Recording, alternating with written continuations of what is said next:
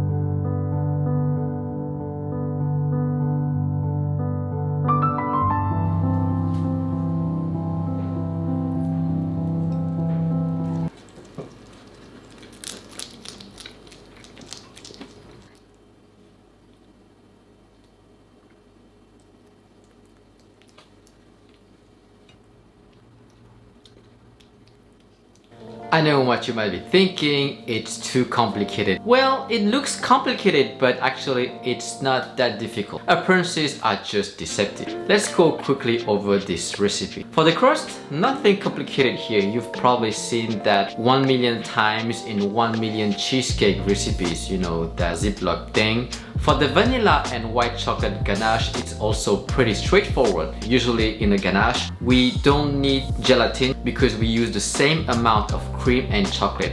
But in this case, we are using more cream than white chocolate in order to reduce the sweetness. So the gelatin in this case is needed in order to hold everything together. For the pumpkin mousse, the type of pumpkin needed is the Japanese Kabocha squash. This one contains more starch and less water. The only tricky part in this entire recipe is the pâte à bombe. You just have to pour the syrup while beating the egg yolks at the same time in order to prevent the eggs from cooking too much. If you don't have a thermometer, wait for about 4 or 5 minutes after it starts boiling.